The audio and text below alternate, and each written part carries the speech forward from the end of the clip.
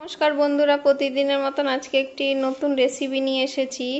তো আজকে আমি দেখো ধোকার ডাল রান্না করব। তো কিভাবে রান্না করে সেটাই তোমাদেরকে দেখাবো।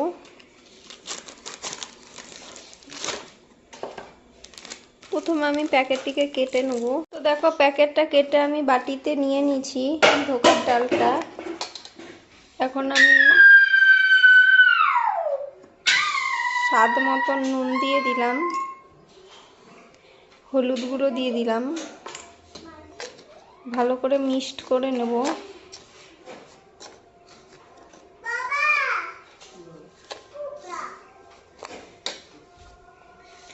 এক কাপ গরম জল দেব। দেখো এটাকে ভালো করে মেখে নিতে হবে। মেখে নিচ্ছি আমি ভালো করে মেখে থালাতে এইভাবে মেলে দিয়েছি। এবার এটা 20 মিনিট রেখে দেবো।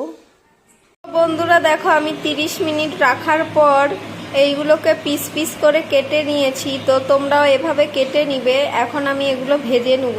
তো দেখো এখানে আমি আগে থেকে তেলটা বসিয়ে দিয়েছি। তেলটা গরম হয়ে গেছে, আমি সাদা তেল ইউজ করেছি। তো এখন আমি ধোকাগুলো ভেজে নেব। এক এক করে দিয়ে দেবো সবগুলো।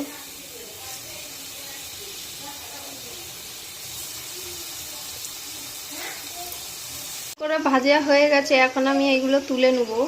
তো দেখো আমি এখানে ধোকা করার জন্য আলু কেটে নিয়েছি, আর হচ্ছে কি বলে এখানে টমেটো কুচি, লঙ্কা আর আদা, এগুলো আমি পেস্ট করে নেব।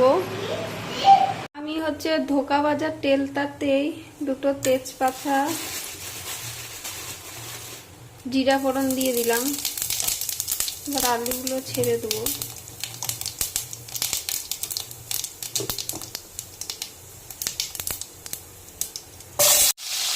এক চামচ নুন, এক চামচ হলুদ গুঁড়ো দিয়ে দিলাম।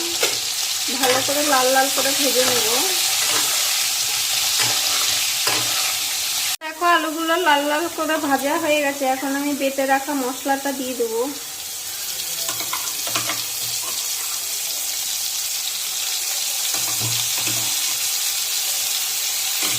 ভালো করে কষিয়ে নেব।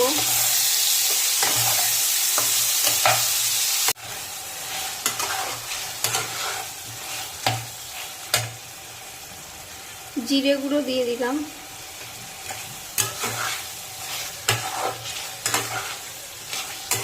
ভালো করে কষিয়ে নেব। দেখো কষানো হয়ে গেছে।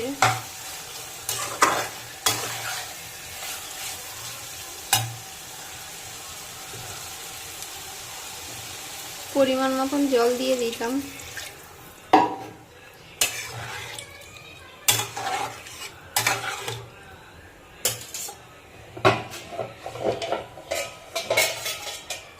এখন আমি 20 মিনিটের জন্য ঢাকা দিয়ে দিলাম।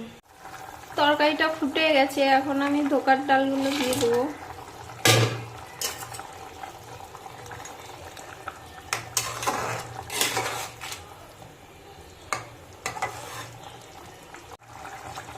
স্বাদ মতন চিনি দিয়ে দিলাম।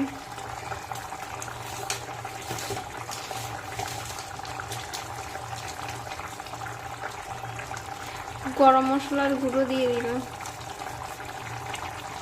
দিয়ে ভালো করে এটাকে ফুটিয়ে নেব।